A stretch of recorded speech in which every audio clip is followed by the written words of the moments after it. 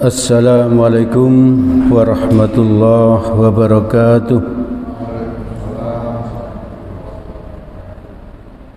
Innal hamdalillah nahmaduhu wa nasta'inuhu wa nastaghfiruh wa na'udzu billahi min sururi anfusina wa min sayyiati a'malina may yahdihillahu fala mudilla lahu wa may yudlil fala hadiya lahu. Asyhadu an la ilaha illallah wahdahu la syarika lah wa asyhadu anna Muhammadan abduhu wa rasuluh la nabiyya ba'dah. Allahumma salli ala Muhammad wa ala alihi wa ashabihi wa man tabi'ahum bi ihsanin ila yaumiddin. Qala Allah Ta'ala fi kitabil karim, a'udzu billahi minasy syaithanir rajim. Bismillahirrahmanirrahim. Qul in kuntum tuhibbunallaha fattabi'uni yuhibbukumullahu wa yaghfir lakum dzunubakum wallahu ghafurur rahim. Jamaah salat maghrib Masjid Al-Muhajirin yang dirahmati oleh Allah, mari kita senantiasa terus bersyukur kepada Allah karena Allah telah memberikan nikmat-Nya yang sangat banyak kepada kita. Nikmat sehat, nikmat waktu luang, nikmat kesempatan hidup, nikmat bisa beribadah dengan baik, nikmat bisa ngaji, dan banyak lagi nikmat yang telah diberikan Allah kepada kita. Semoga Allah terus menolong kita agar kita menjadi hamba-Nya yang istiqomah taat kepadanya hingga kelak kita dicabut nyawa. Semoga dalam keadaan husnul khotimah. Amin amin ya rabbal alamin. Ibu bapak, saudara-saudara yang dirahmati oleh Allah, di dalam pembuka tadi saya membaca Quran surat Ali Imran ayat 31. Ayat ini sering kita baca di saat di bulan-bulan Rabiul Awal seperti sekarang ini. Sekarang saya baca artinya. Katakanlah wahai Muhammad, ya. Jadi Allah memerintahkan kepada Nabi Muhammad agar mengatakannya kepada kita, umatnya Nabi Muhammad. Jika kamu, ini perintahnya Allah kepada Nabi yang disuruh mengatakan kepada kita, jika kamu benar-benar mencintai Allah, ikutilah aku. Niscaya Allah mengasihi dan mengampuni dosa-dosamu. Allah Maha Pengampun lagi Maha Penyayang. Pertanyaannya, kenapa kita harus mengikuti Nabi? Kenapa kita harus mengikuti Nabi? Karena di Al-Quran surat Al-Ahzab surat 33 ayat 21 Allah berfirman, Allah memberitahu kita, a'udzu billahi minasyaitonir rajim, laqad kana lakum fi rasulillahi uswatun hasanah. Sesungguhnya telah ada pada diri Rasulullah itu suri teladan yang baik bagimu. Jadi Allah memberitahu pada kita, kalau Allah yang beritahu itu pasti benar ya, bahwa pada diri Rasul itu ada suri teladan yang baik pada kita. Makanya kita disuruh apa? Disuruh mengikuti Nabi, disuruh mengikuti Nabi. Karena pada diri Rasul itu ada suri teladan yang baik. Kalau kita ingin mengikuti Nabi, ya syarat utamanya kita harus ngaji ya. Kita harus ngaji. Karena apa kok kita harus ngaji? Karena ada hadis riwayat Muslim, salah seorang sahabat Nabi yaitu Sa'ad bin Hisam bin Amir itu datang ke Madinah setelah Nabi wafat. Setelah Nabi wafat, beliau ini datang ke Madinah lalu bertemu dengan istri Nabi, Ummul Mukminin, yaitu Aisyah radhiyallahu anha. Lalu saat ini berkata kepada atau bertanya kepada siapa? Kepada Aisyah ini. Katanya saat, wahai Ummul Mukminin, ceritakanlah kepada kami tentang akhlak Rasulullah. Jadi saat ini bertanya tentang apa? Tentang akhlaknya Rasulullah. Maka Aisyah menjawab, sesungguhnya akhlak Nabi Muhammad sallallahu alaihi wasallam itu adalah Al-Qur'an gitu ya. Jadi seolah-olah Aisyah itu mau mengatakan kepada saat tadi, juga kepada kita umatnya sekarang ini, bahwa akhlaknya Nabi itu adalah Al-Qur'an ya. Nah, kalau Al-Qur'an berarti apa? Berarti kita harus belajar Al-Qur'an ya. Kita harus belajar Al-Qur'an. Maka itu kita harus ngaji ya. Agar kita apa? Bisa ngikuti akhlaknya Nabi. Apa yang kita dapatkan dari hasil ngaji itu ya kita harus usahakan paham. Setelah dipahami lalu kita amalkan. Pelan-pelan kita amalkan, pelan-pelan kita amalkan, dan seterusnya seperti itu. Lah kalau kita nggak pernah ngaji, bagaimana kita tahu akhlaknya Nabi? Syukur alhamdulillah di masjid kita ini cukup banyak kajiannya. Oh, itu di luar itu ada banner ya tentang kegiatan di masjid ini. Itu menunjukkan apa? Bahwa masjid kita ini alhamdulillah sangat perhatian terhadap apa? Terhadap majelis ilmu. Mari kita minimal salah satu diantaranya itu harus kita istiqomahi, kita hadiri terus gitu ya. Harus kita hadiri terus, minimal satu minimal. Syukur-syukur kalau dua, kalau tiga, dan seterusnya gitu ya. Syukur-syukur seperti itu. Ibu bapak, saudara-saudara yang dirahmati oleh Allah, apa yang harus kita ikuti dari Nabi? Banyak sekali ya, tentang ibadahnya Nabi, tentang akhlaknya Nabi. Malam ini saya sampaikan satu saja yang bisa kita tiru, kita contoh dari Nabi. Ini ilmunya mudah ya.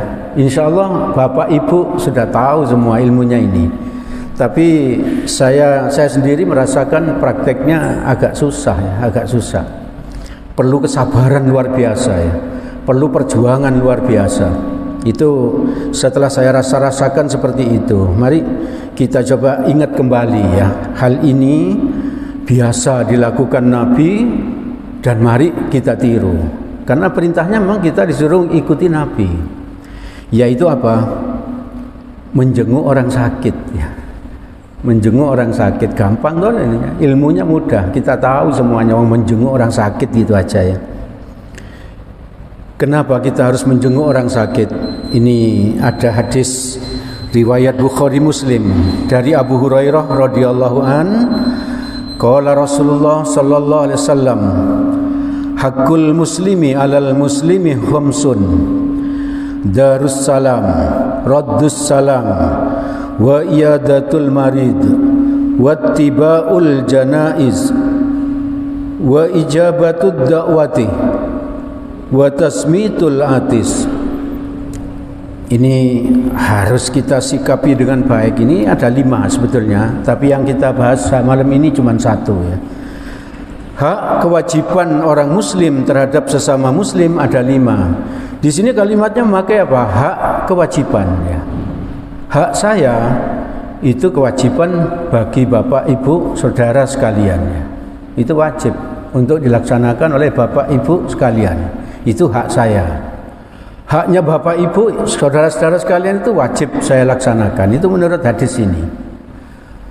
Nah, apa saja haknya orang muslim, satu orang muslim ke muslim yang lainnya itu? Yang pertama menjawab salam ya, menjawab salam.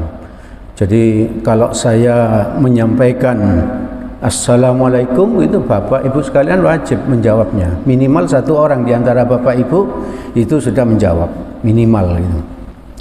Saya hukumnya sunnah menyampaikan menyampaikan salam, tapi menjawabnya itu wajib. Itu yang pertama. Yang kedua ini yang akan kita sampaikan atau kita ingat kembali malam ini, menjenguk orang sakit. Menjenguk orang sakit. Jadi kalau ada tetangga kita yang sakit, ada kewajiban kita untuk menjenguknya ya, untuk menjenguknya. Ini hadisnya sahih ini ya. Bukhari Muslim dari Abu Hurairah radhiyallahu anhu. Yang ketiga, mengurus jenazah ya.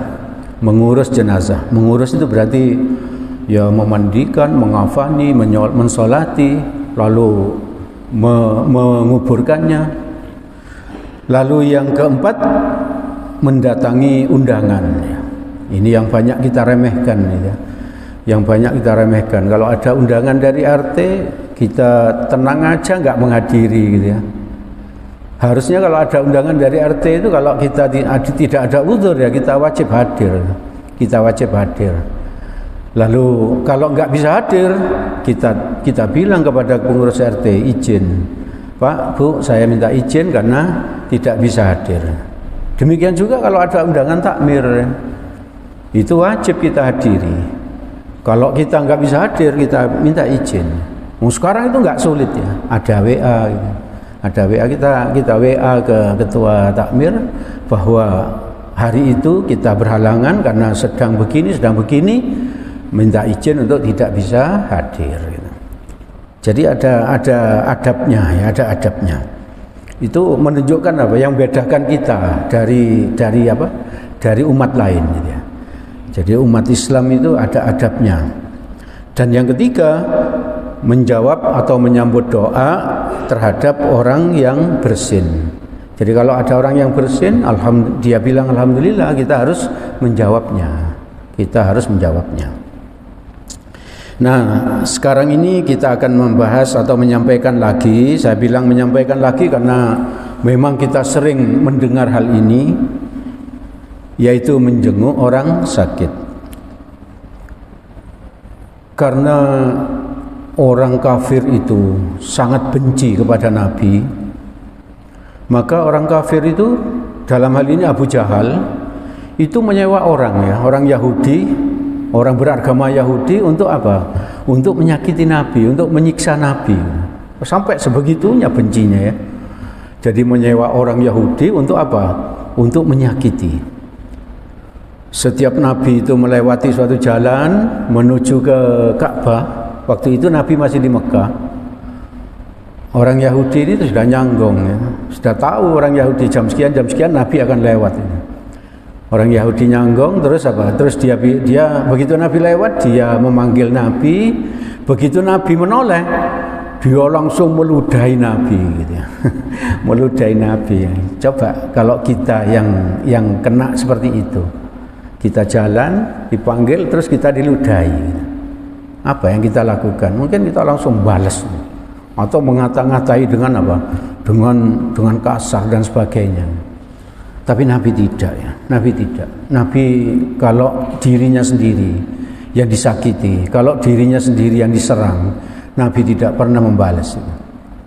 Tapi kalau agama ini yang diserang, agama ini yang dihina, Al-Quran yang dihina, maka Nabi akan marah besar. Nabi akan marah besar. Maka mari kita pelan-pelan kita tiru akhlak yang seperti ini. Akhlak yang seperti ini bisa menahan marah, tidak gampang marah. Itu hikmah pertama dari cerita ini. Besoknya Nabi lewat yang di tempat yang sama, mendapatkan perlakuan lagi seperti itu tadi, diludahi, dilempari kotoran. Besoknya lagi mengalami hal yang sama, terus seperti itu hingga suatu saat Nabi tidak mendapatkan hadiah itu gitu ya. Tidak dilempari kotoran, tidak diludahi gitu ya. Maka Nabi bertanya-tanya, ya insya Allah Bapak Ibu sudah tahu tentang kisah ini ya. Tapi saya ulang, agar apa? Agar kita bisa ingat lagi dan kita bisa menirunya ya. Yang penting ngaji itu diamalkan ya. Diamalkan, itu yang penting. Bukan hanya pinter-pinteran ya. Bahkan minteri orang, tidak seperti itu. Tapi bagaimana kita mengamalkannya. Nah ini ilmu ini sudah sering kita dengar ya. Tapi mari coba tanya pada diri sendiri, sudahkah kita mengamalkannya? Sudahkah kita mengamalkannya?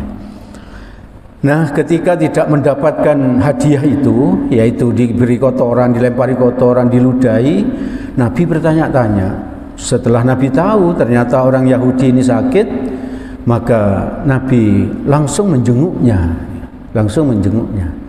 Ini contoh dari Nabi bahwa apa? Orang yang sakit itu oleh Nabi dijenguk. Bahkan orang yang beragama lain. Bahkan orang yang setiap hari menyakiti Nabi, meludahi Nabi, menghina Nabi, itu oleh Nabi dijenguk. Apalagi kalau tetangga kita yang sakit. Apalagi kalau jamaah masjid yang sakit. Maka ayo pelan-pelan kita berlatih, kita belajar. Kalau ada orang yang sakit, ya kita datang, kita jenguk. Minimal melalui WA, ya, minimal karena sekarang sudah ada HP yang enak ya, melalui WA. Kita menjenguk melalui WA. Kalau memang kita sibuk, karena memang di zaman sekarang ini kita sangat sibuk. Pekerjaan itu harus benar-benar kita lakukan dengan serius gitu. Kalau kita punya pekerjaan tertentu, kita harus lakukan dengan serius. Karena apa? Kalau kita lengah, maka banyak yang akan menggantikan kita. Banyak yang akan menggantikan kita. Jadi kalau memang tidak sempat karena pekerjaan, ya kita manfaatkan HP kita. HP kita.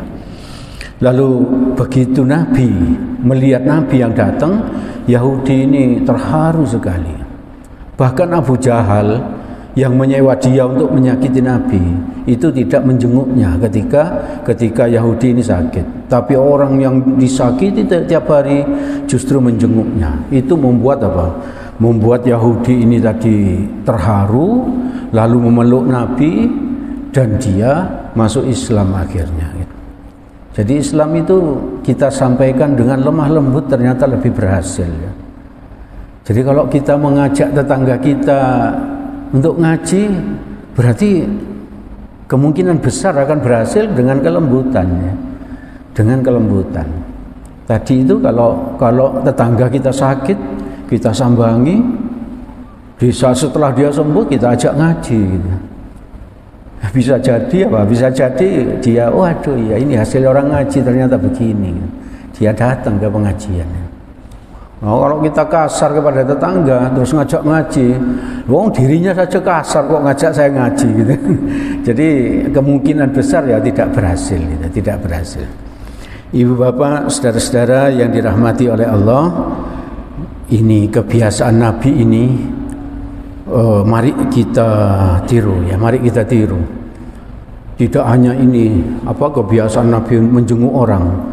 Sa'ad bin Abi Waqqas sedang sakit, Nabi menjenguknya. Lalu ada pemuda sedang sakit, Nabi menjenguknya. Pemuda ini pernah bertanya kepada Nabi, wahai Nabi, saya ini orang yang yang punya banyak dosa gitu. Itu menunjukkan apa? Di saat pemuda ini sakit, Nabi menjenguknya gitu. Berarti kebiasaan menjenguk orang itu, orang yang sakit itu adalah kebiasaan Nabi. Kalau kita meniru itu, maka kita berpahala. Kita berpahala. Pemuda tadi bertanya, saya ini banyak dosa wahai Nabi. Saya takut sekali akan azabnya Allah. Karena takut saya banyak beristighfar. Dan saya berharap Allah sudah mengampuni dosa-dosa saya. Itu sebelum pemuda ini mati. Maka Nabi jawabnya Nabi membuat pemuda ini tenang. Sesungguhnya kamu akan terhindar dari rasa takutmu dan kamu akan mendapatkan apa yang kamu inginkan. Luar biasa jawabannya Nabi, menyejukkan gitu ya, menyejukkan. Ibu bapak, saudara-saudara yang dirahmati oleh Allah, apa yang kita lakukan di saat kita menjenguk orang sakit. Yang dicontohkan oleh Nabi itu menanyakan keadaan si sakit ya. Menanyakan keadaan si sakit. Misalnya orang itu sakit karena kecelakaan, kita tanya bagaimana kejadiannya dan sebagainya gitu. Ya kita tanya yang tidak berat-berat gitu ya. Hal ini dicontohkan oleh apa? Oleh seorang sahabat, yaitu di hadis riwayat Bukhari dari Ibnu Abbas radhiyallahu an, ketika Ali bin Abi Thalib itu keluar dari rumah Rasulullah sallallahu alaihi wasallam, saat itu Rasulullah sedang sakit yang nantinya akan mendekati menuju ke ajalnya Nabi ya. Ketika Ali bin Abi Thalib ini keluar dari rumah Nabi, maka seseorang bertanya kepada Ali bin Abi Thalib, "Ya Abul Hasan, wahai ayahnya Hasan," ini ya. Ali bin Abi Thalib kan ayahnya Hasan ya. Bagaimanakah keadaan Rasulullah? Nah, ini contohnya dari sahabat bahwa apa? Kalau ada orang sakit itu kita tanyakan keadaan si sakit. Bisa bertanya kepada orang yang sakit, bisa bertanya kepada keluarganya gitu. Mana yang memungkinkan untuk kita lakukan. Maka jawab Ali menjawab, pagi ini alhamdulillah Rasulullah agak baikan gitu. Jadi memang ada contohnya dari sahabat, dilakukan sahabat. Kita bertanya, kita ringan saja melakukannya. Dan kalau kita lakukan seperti itu berarti berpahala ya. Karena apa? Meniru sahabat ya, meniru sahabat. Lalu ketika menjenguk itu kita menghibur ya. Karena orang sakit itu kan kalau dia ada di rumah sakit ya sumpek ya. Sebagus apapun rumah sakit itu, kalau kita berada di situ pasti enggak nyaman ya, pasti enggak nyaman. Maka kita hibur ya, sesuai dengan apa? Sesuai dengan kesukaan dia ya. Kalau beliau itu suka makanan ya kita bisa cerita tentang makanan. Kalau beliau suka tentang agama, cerita-cerita tentang agama ya kita cerita tentang agama dan seterusnya. Apa yang disukai oleh pasien kita lakukan. Kalau yang dilakukan Nabi, kalau Nabi itu mengunjungi orang sakit, yang dikunjungi itu orang Islam. Di dalam hadis riwayat Bukhari dari Ibnu Abbas ini bercerita kalau Nabi itu mengunjungi atau menjenguk orang sakit, yang dilakukan pertama oleh Nabi begitu datang itu Nabi menghibur dengan doa ya. Nabi bilang begini, la ba'sa tahurun insyaallah. Kalau enggak hafal kita baca, kita katakan apa? Kita katakan artinya aja. Tidak apa-apa kata Nabi. Jangan sedih ya. Kalau bahasa kita, jangan sedih, tidak apa-apa ya. Insya Allah penyakit ini bisa menjadi pencuci dosa-dosa gitu. Enak sekali ya. Kalau Nabi berkunjung kan enak. Jadi selalu menghibur Nabi itu, selalu menghibur. Tidak apa-apa, kamu sakit kan tidak apa-apa, jangan berputus asa, jangan mengeluh gitu ya. Karena apa? Karena dengan sakit ini Allah menghendaki kita ini dihapus sebagian dari dosa-dosa kita. Kalau kita ikhlas ya, kalau kita ikhlas dengan sakit ini. Jadi mari kita hibur ya, kita hibur orang yang sakit itu. Nah ini kan ilmunya mudah, ibu bapak, saudara-saudara sekalian, ilmunya mudah, gampang sekali untuk diingat ya. Tapi prakteknya yang agak susah ya. Prakteknya, kadang kita itu nggak bisa mengunjungi orang yang sakit itu bukan karena kesibukan ya, tapi karena gengsi kita gitu. Karena gengsi kita, karena yang sakit itu orang yang misalnya derajat ekonominya di bawah kita, maka bisa jadi kita nggak datang. Bisa jadi kita nggak datang. Karena apa? Karena orang gini nggak pantas saya ke situ. Nah, itu. Karena gengsi kita. Jadi iblis memang semuanya ya di segala lini kita akan digoda oleh iblis untuk tidak berbuat baik ya. Lalu apalagi yang dilakukan kalau kita mengunjungi orang sakit? Mendoakan ya. Mendoakan itu pasti, mendoakan. salah satu doa yang diajarkan Nabi kalau kita hadir kalau kita menjenguk orang sakit atau kita WA orang sakit itu, maka bagi hadis riwayat Bukhari Muslim dari Aisyah radhiyallahu anha. Allah mengerti bahasa Indonesia. Maka kita sampaikan, ya Allah, Tuhan dari semua manusia, hilangkan segala penyakit, sembuhkanlah, hanya Engkau yang dapat menyembuhkan. Tiada kesembuhan dari Engkau, sembuh yang tidak dihinggapi penyakit lagi. Itu yang diajarkan Nabi kepada kita. Mari kita doakan ya. Kalau ada orang sakit di WA, kita tahu ada orang sakit, kita berdoa ya. Kita berdoa, ikut berdoa. Dan di samping itu kita berdoa dalam hati ya. Sering berdoa dalam hati tanpa sepengetahuan orang lain. Jangan hanya di WA saja kita berdoanya, tapi kita berdoa tanpa sepengetahuan orang yang kita doakan. Karena apa? Karena doa yang disampaikan tanpa sepengetahuan orang yang didoakan itu pasti dikabulkan Allah. Pasti dikabulkan Allah. Jadi kalau kita tahu si fulan sakit, kita berdoa dalam hati setelah kita menunggu di saat azan dan iqamah, antara azan dan iqamah kita berdoa, ya Allah, jamaah ini kok sedang sakit, misalnya seperti itu, tolong sembuhkan dia, semoga dia sehat, agar agar dia bisa hadir lagi ke masjid ini untuk beribadah secara istiqomah. Kalau kita lakukan itu secara diam-diam, maka di atas kepala kita ini ada malaikat. Malaikat bilang amin ya. Untukmu juga seperti itu. Jadi kita didoakan malaikat agar kita ini sehat ya. Agar kita ini istiqomah hadir ke masjid. Maka mari kita doakan orang-orang di sekitar kita itu di luar sepengetahuannya. Jangan hanya di WA saja. Di WA itu perlu ya, untuk apa? Untuk mengajak-ngajak orang yang lain ikut mendoakan ya. Mengajak-ajak orang yang lain ikut mendoakan.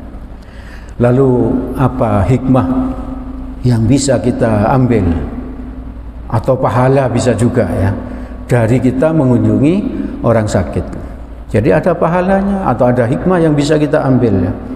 Di dalam hadis riwayat Muslim dari Sauban radhiyallahu an, ini tadi saya baca pada ini, bahwa hadis ini Rasulullah sallallahu alaihi wasallam bersabda, sesungguhnya seorang muslim apabila menjenguk saudaranya yang muslim yang sedang sakit, maka ia terus-menerus berada di antara buah-buahan surga.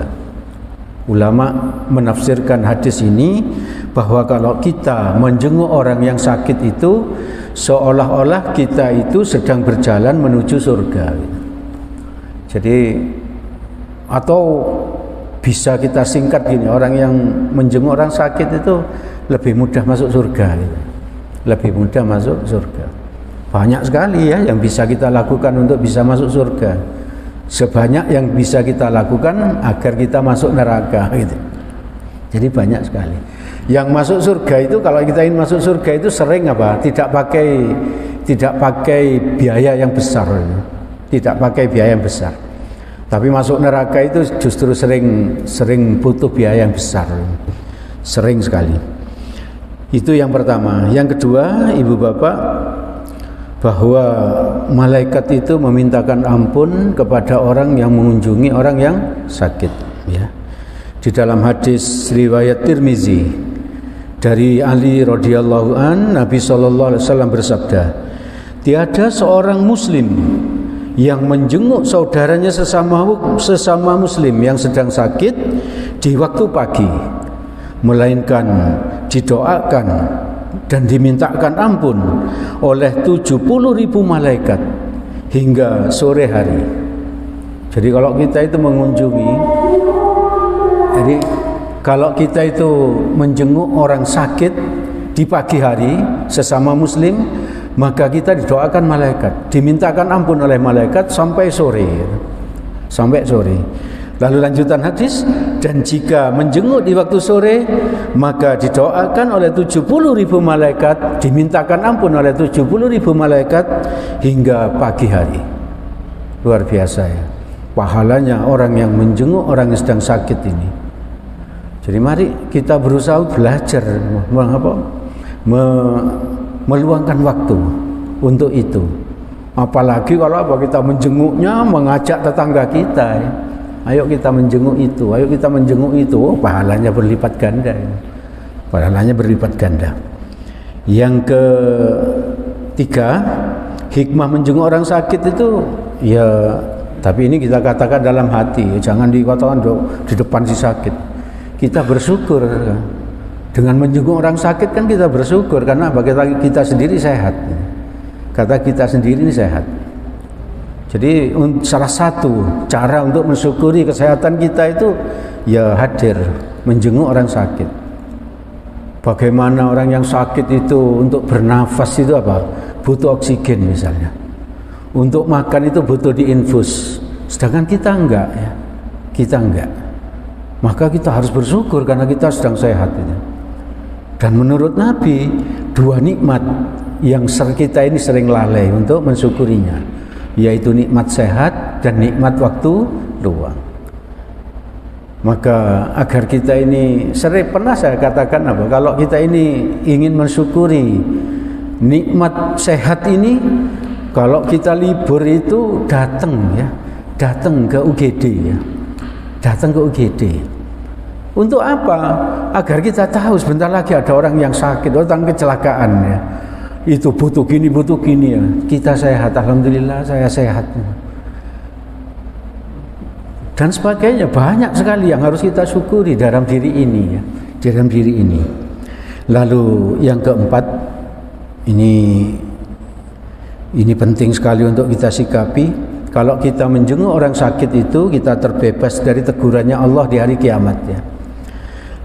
Dalam hadis riwayat Muslim dari Abu Hurairah radhiyallahu an, Nabi bersabda, ini hadis qudsi ya. Pada hari kiamat Allah akan memanggil dan berkata kepada anak Adam, "Hai anak Adam, aku sakit." Jadi Allah bilang gini, "Aku sakit, tapi kamu tidak menjengukku." Lalu kita saat itu, kalau kita yang dipanggil karena tidak menjenguk saudara yang sedang sakit, kita menjawab kepada Allah, "Tuhanku, bagaimana saya menjenguk Engkau? Padahal Engkau Tuhan semesta alam." Memang kita nggak mungkin menjenguk Allah. Allah itu nggak pernah sakit ya. Allah itu maha kuasa ya. Tapi Allah berfirman begini, si fulan hambaku itu sakit, tapi tidak engkau kunjungi katanya. Andaikan engkau mengunjunginya, engkau akan ketemu sahku, kata Allah, di situ. Itu artinya apa? Kalau kita mengunjungi orang yang sedang sakit, Allah hadir di situ. Allah hadir di situ. Itu menurut hadis qudsi ini. Maka kalau kita mengunjungi saudara kita yang sedang sakit, kita terbebas dari teguran Allah ini. Ibu bapak, saudara-saudara yang dirahmati oleh Allah, sungguh banyak yang bisa kita dapatkan keutamaan-keutamaan, hikmah-hikmah dan pahala-pahala dengan menjenguk orang yang sedang sakit. Maka mari kita sama-sama belajar ya. Sama-sama belajar. Karena saya sendiri juga sering malas untuk menjenguk orang sakit kayak gini. Malas ya, suka malas. Ya digoda syaitan dan hawa nafsu.